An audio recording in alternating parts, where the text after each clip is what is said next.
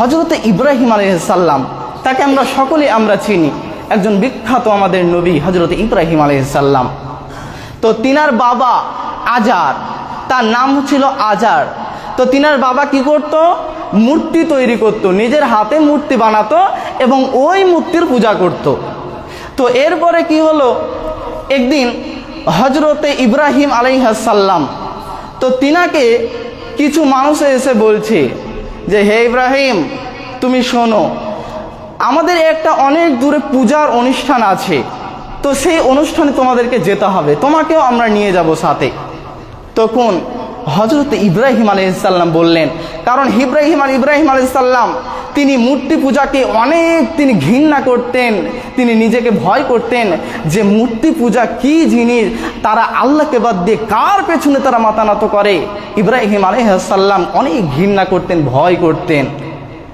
এরপরে ইব্রাহিম আলাইহিস সালামকে একদিন কি করলো, সেই দলের মানুষে মিলে তাকে বলল যে হে ইব্রাহিম, তোমাকে আমরা একটা অনুষ্ঠানে নিয়ে যাব।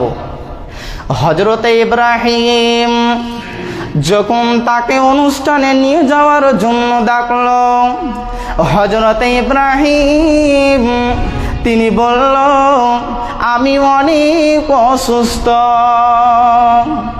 আনা বিমারুন আনা সাকাম, আমি অনেক অসুস্থ।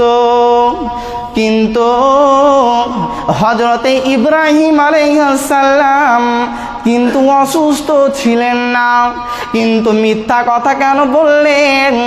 তিনি অনেক মানসিক চাপে ছিলেন, এর জন্য হযরত ইব্রাহিম মিথ্যা কথা বললেন। তাদের মধ্যে একজন ব্যক্তি বলল, এই ইব্রাহিম, তুমি তো আমাদের মূর্তি পূজার অনুষ্ঠানে যেতে পারবে না, তাহলে তুমি শোনো, আমরা সবাই অনুষ্ঠানে যাব, তোমাকে রেখে যাব, কিন্তু তোমাকে একটা দায়িত্ব দিয়ে যাব।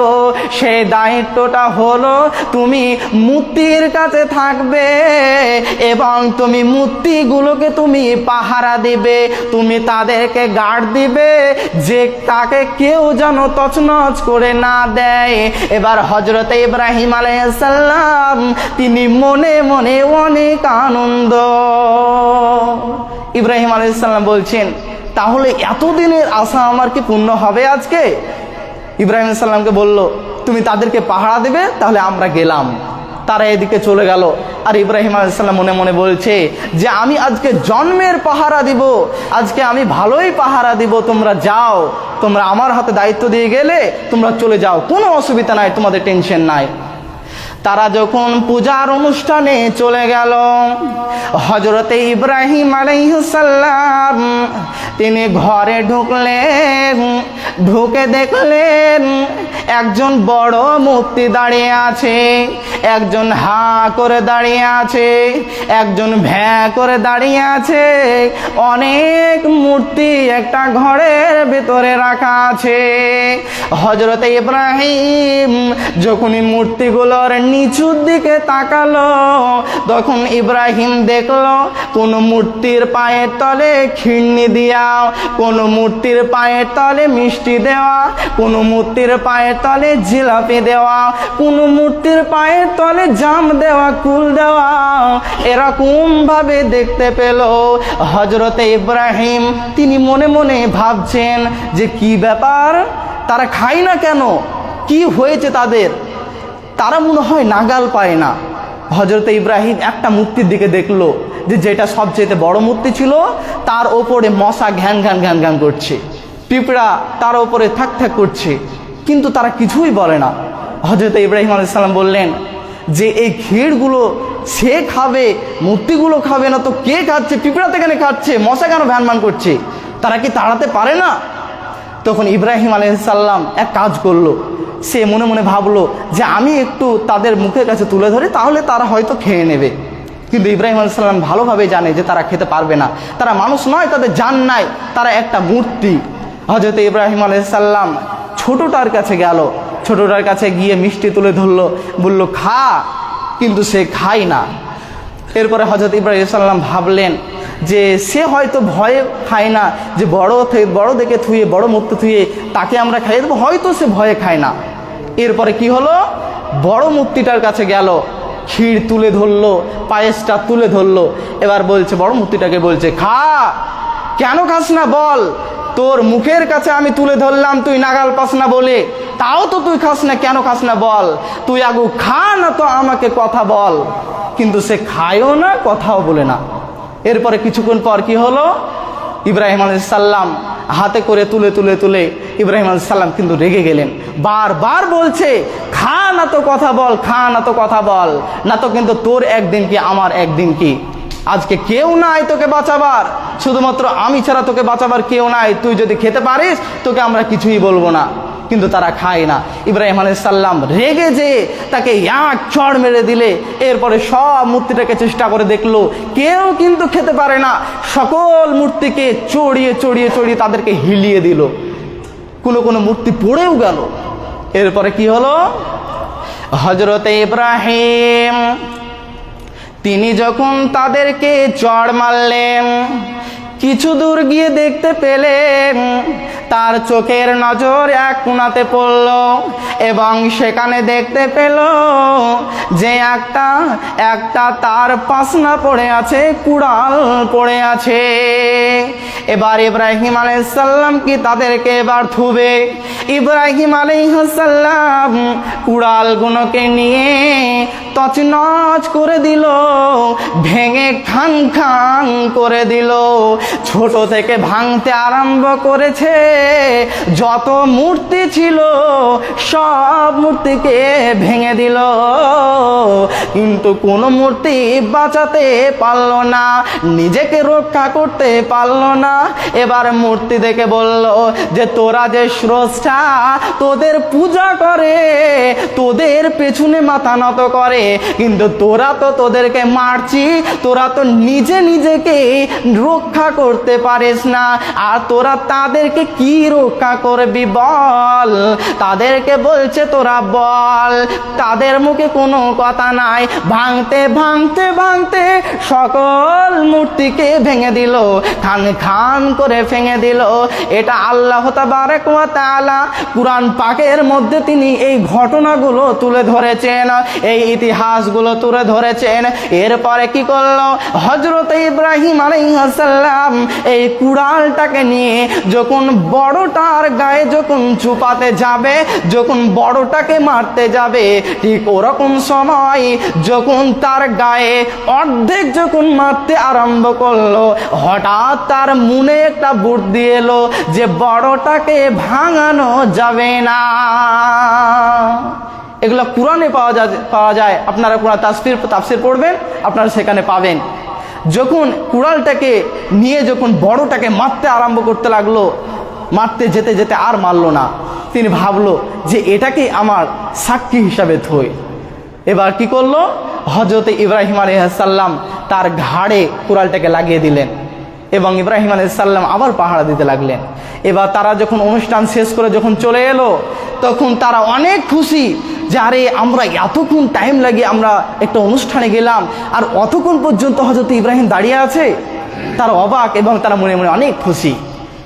এরপরে যখন তারা ঘরে ঢুকলো, তাদের ঘরে ঢুকে তাদের মাথা খারাপ হয়ে গেল, মাথায় রক্ত উঠে গেল, আর বলছে ইব্রাহিম বল, তোকে আমরা এতদিন মূর্তি কেউ ভাঙেনি, তোকে আজকে আমরা পাহারা দিয়ে গেলাম, আর তুই কে ভাঙলে বল?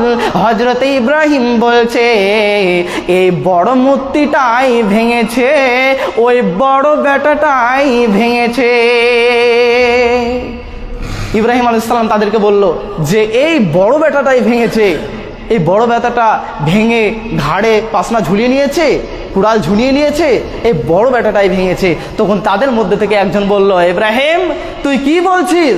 তুই কি জানিস না যে এনারা কথা বলতে পারে না, এনারা নড়তে পারে না, চড়তে পারে না, কিন্তু তাদেরকে কিভাবে সে আবার ভাঙবে?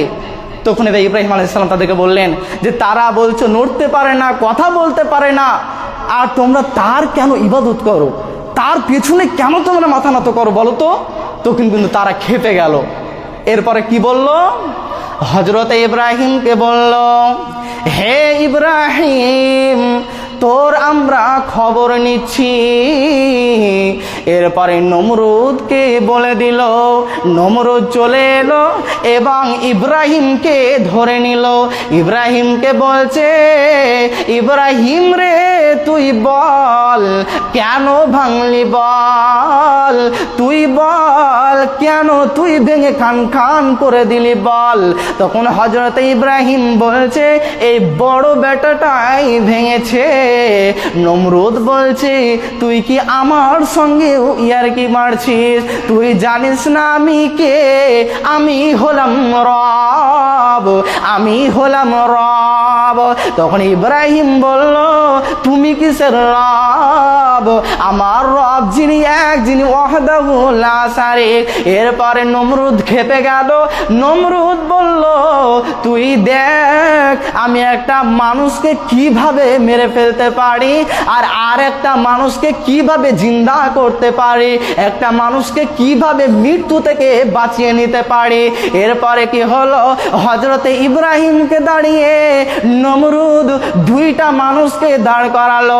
একটা মানুষকে খুন করে দিল, একটা মানুষকে মৃত্যুবরণ করিয়ে দিল, আর একটা মানুষকে মারতে মারতে মারতে আর মারলো না। এরপরে বলল, ইব্রাহিম রে তোর চোখের সামনেই দেখলি আমি হলাম রব, আমি একটা মানুষকে মেরে দিলাম, আর একটা মানুষকে আমি মারতে মারতে আমি নিজে বাঁচিয়ে নিলাম। হযরত ইব্রাহিম বললে, সত্যি তো, আপনি তো রবের মতোই নাকি?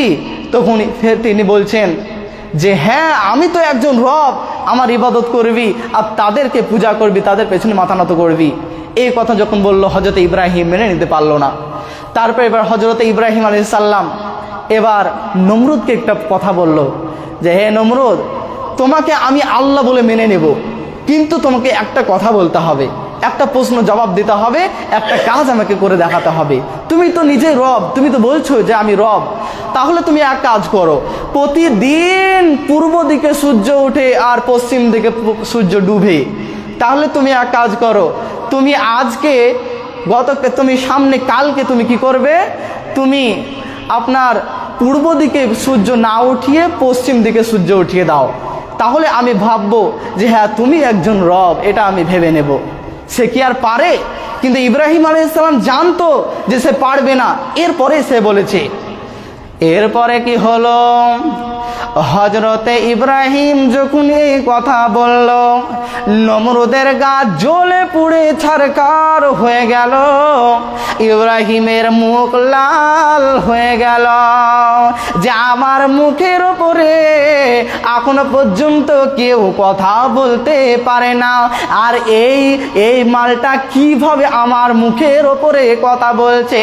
এরপরে কি করলো, একটা আগুন জ্বালালো, ওই আগুনের ওপরে ইব্রাহিমকে ভালোভাবে তার মাজাটা বেঁধে নিল, দড়িয়ার মধ্যে ভালোভাবে শক্ত করে বেঁধে নিল।